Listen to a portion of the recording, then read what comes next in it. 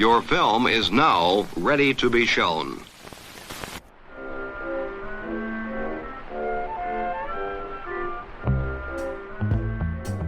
Good morning.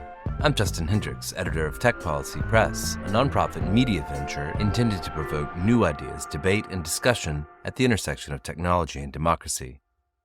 In 2019, Thierry Breton, a French business executive who became France's Minister of Finance from 2005 to 2007, was nominated by President Emmanuel Macron to become a member of the European Commission for the Internal Market. In that role, his name and face were closely associated with Europe's push to regulate digital markets and the passage of legislation such as the Digital Services Act and the EU's AI Act. On Monday, September 16th, in a letter that called into question EU Commission President Ursula von der Leyen's governance, Breton resigned his post. While certain American tech executives may be happy to see him go, Elon Musk posted bon voyage to the news. His departure spells change for Europe's approach to tech going forward. To learn more, I reached out to a European journalist who is covering these matters closely and who's been kind enough to share his reporting on the EU AI Act with Tech Policy Press in the past. My name is Luca Bertuzzi. I'm senior AI correspondent at Emirates. I appreciate you joining me. You wrote that Brussels woke up flat-footed on Monday with Thierry Breton's resounding resignation. What happened? Why did he resign? Where to begin? Yeah. So let's start from introducing the audience to this guy, Thierry Breton. He has been probably the most influential commissioner in the past 5 years. He was in charge of the digital portfolio, but he had a much wider competence, also covering defense and internal market, which is very important. So he had this sort of mercurial personality. He was all over the place. He was the sort of guy that throws ideas and then pretends to be that they are implemented right away. And he was embodying France's approach to digital regulation and to industrial policy, which is basically to say we have to stop being so dependent on US companies, on American technology. We need to cut loose strategic dependencies on stuff like chips, satellite-based communication, critical raw materials. So basically, he was the one leading this charge against big tech companies with regulation like the Digital Services Act, Digital Markets Act, the AI Act. He didn't shy away from being confrontational with some of the most powerful businessmen in the world, be it Elon Musk or he didn't spare anyone from slapping their wrist and saying you've been a bad boy. And I think that his personality was one of the main reasons why digital policy at the EU level has become the focus of attention for so many tech businesses. I mean, before in the Silicon Valley, they used to say that you always have to keep an eye on Washington because sooner or later what happens there will affect them as well. Now they also have Brussels on the radar. But I think that with Breton gone, that might change. So we will need to see. You asked me why he left. Basically, this guy was very ambitious. He knew no limits. And formally, he had Margrethe Vestager as his boss, the very famous chief of competition policy for the bloc. She led a few very high-profile antitrust cases against Google, against Apple, and still confronted with Breton, she looked like a moderate, and she was completely sidelined in terms of who was in charge of digital policy. But the problem was that Breton even went against the real boss, Ursula von der Leyen, the president of the Commission. He tried to undermine her publicly, thinking that he could become the next president, even though that was very unrealistic.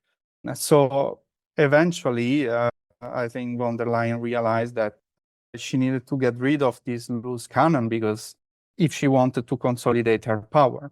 And that's what she did. She exploited the fact that France is now internally very divided because the national parliament, there is no clear majority. Macron is very weak.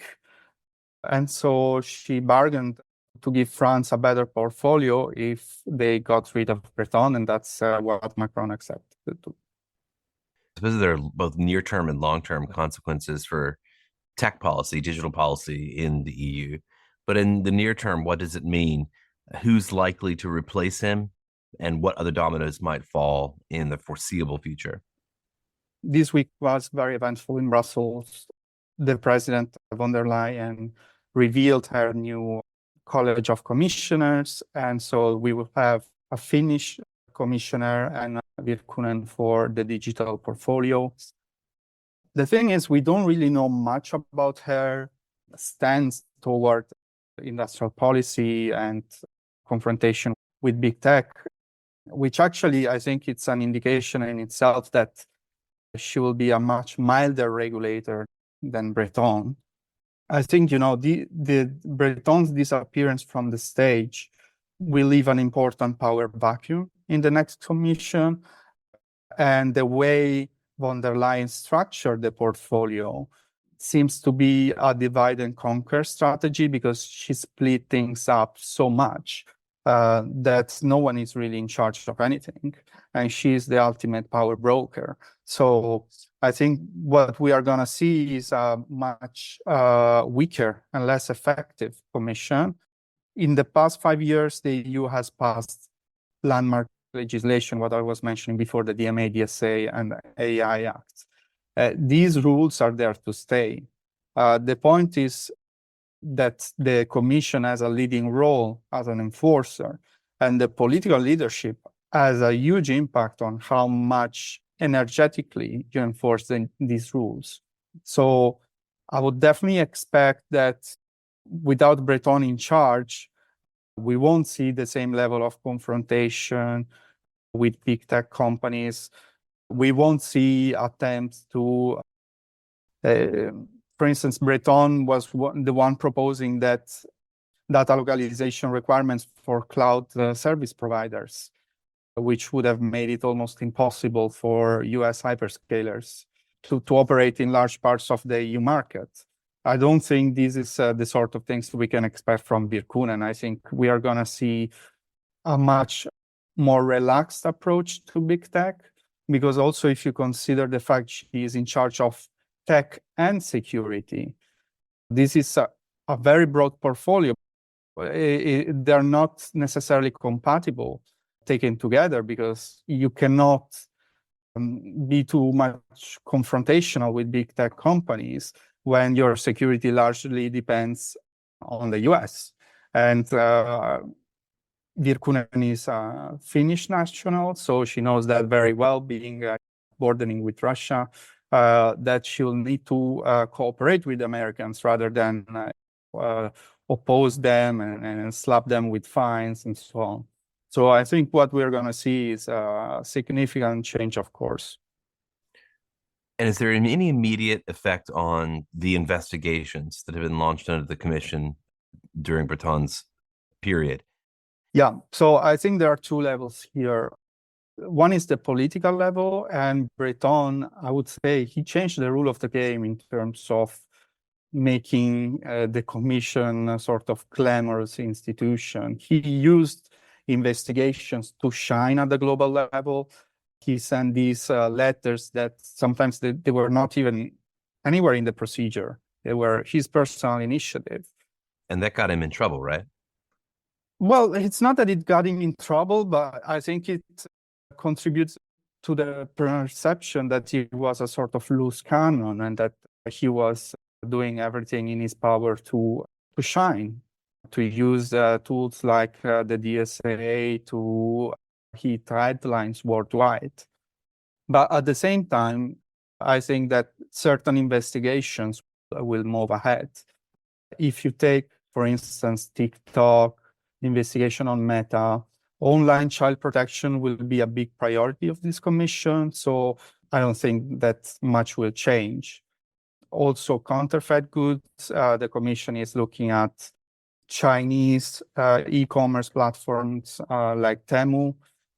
These are all things that directly impact people's lives if you receive something that it doesn't work or it's even dangerous for kids.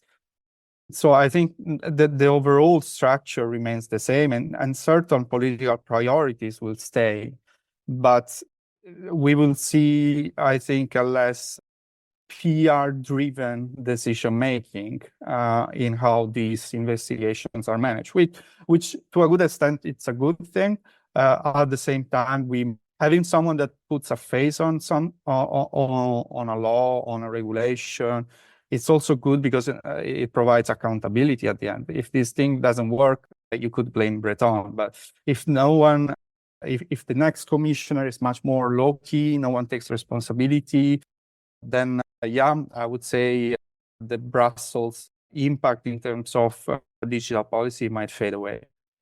You mentioned Finland and its ascendant role. I understand other parts of the portfolio that deal with tech have gone to other member states. Can you speak about that a little bit? Who else is likely to enter the stage here when it comes to tech? Yeah, I mean, as I said, it's very complicated the way the portfolios have been distributed. So Virkunen is executive vice president, which means she has 3 commissioners below her.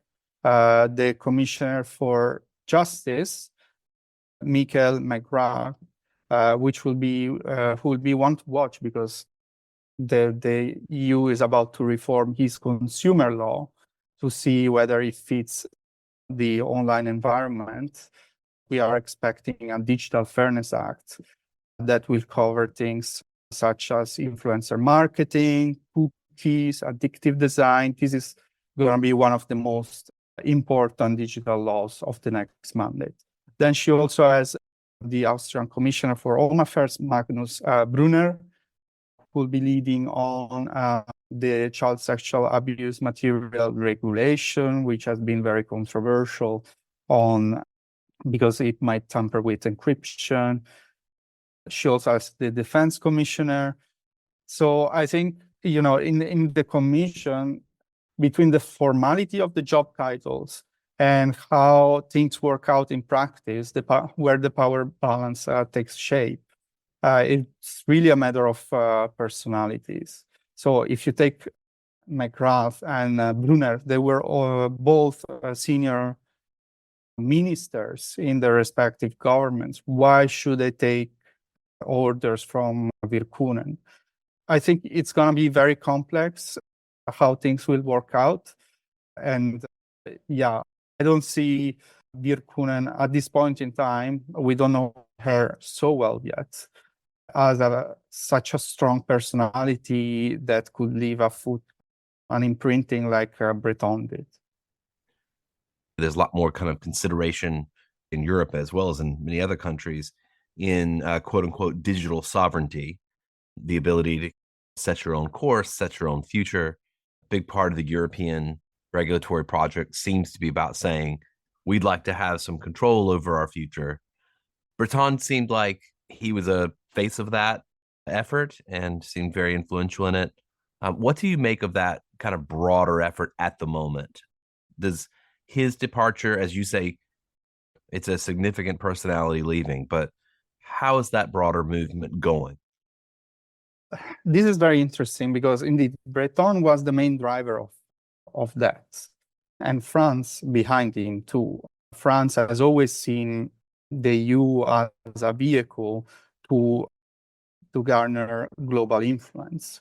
And this whole idea of strategic autonomy was trying to position the EU as a leading war power alongside the US and China. But now France is weak, Breton is gone, and it's not really clear who will pick up the torch of strategic autonomy. Ironically, the French narrative that, we need to take things into our own hands was gaining ground, was becoming the main narrative in Brussels. Even Virkunen's role is called for tech sovereignty. And we have seen last week, Mario Draghi, the former a European central banker, a very influential statesman in Europe, laying out in a report that Europe is falling behind in terms of economic competitiveness, and it needs a very muscular industrial policy to re-enter the tech race with the US and China.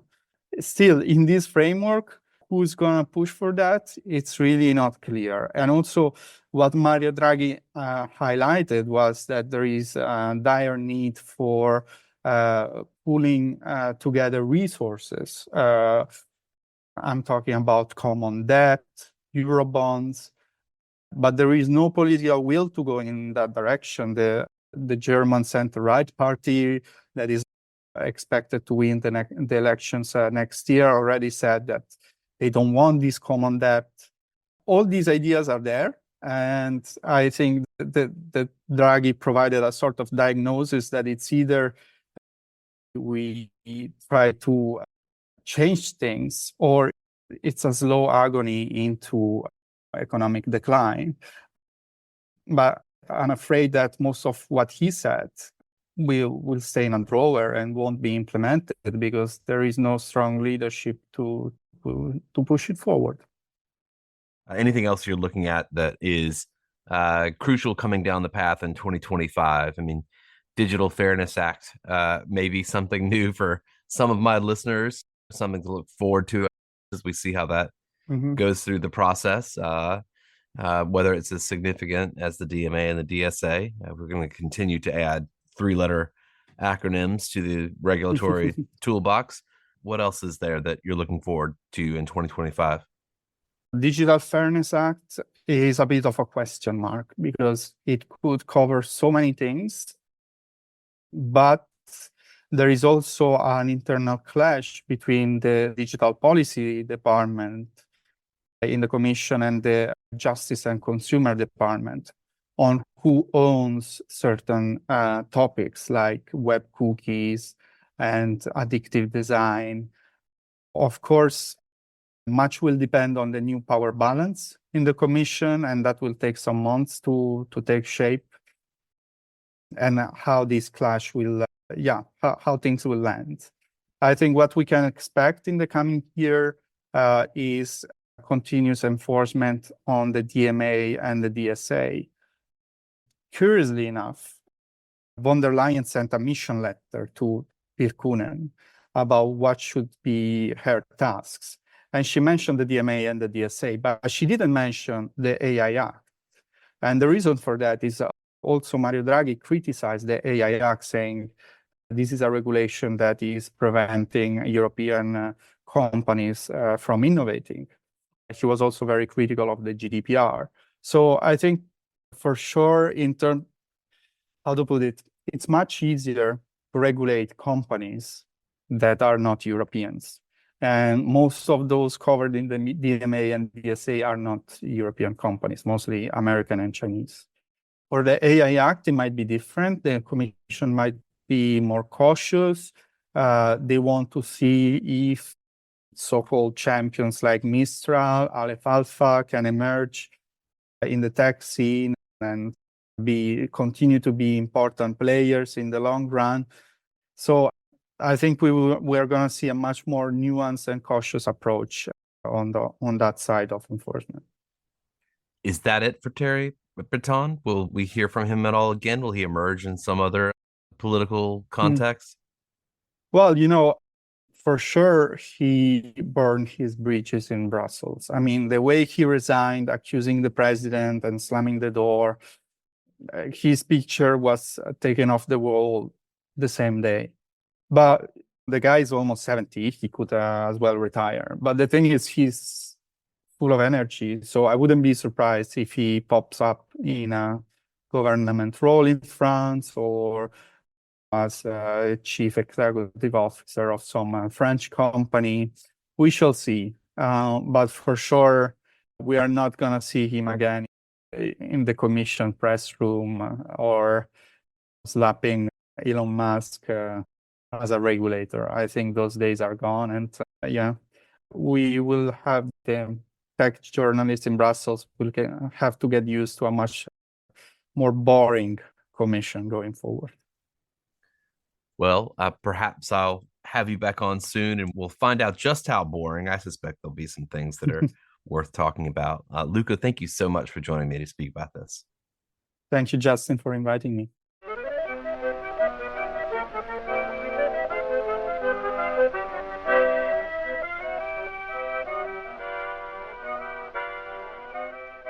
That's it for this episode. I hope you'll send your feedback. You can write to me at justin@techpolicy.press. Thanks to my guest. Thanks to my co-founder, Brian Jones. Thank you for listening.